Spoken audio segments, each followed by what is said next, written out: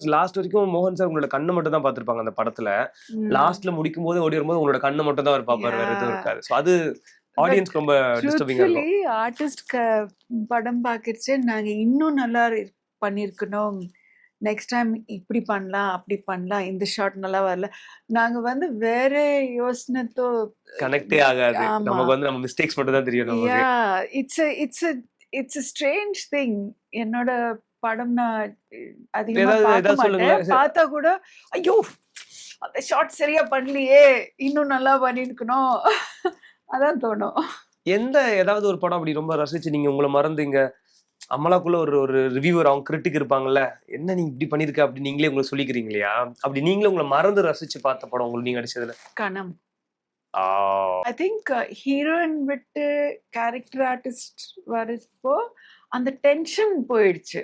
இல்லன்னா ஹீரோயினா இருக்கச்சே ஐயோ!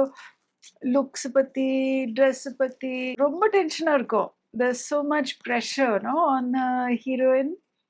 அந்த ப்ரெஷர் இல்லாம நடிக்கச்சே எனக்கு ரொம்ப பிடிச்சது. ஐ நல்லா ஐ இருந்துச்சு. Really enjoyed. ஐ திங்க் கூலில நாக் சார் கூட அப்படிதான் செஞ்சாரு.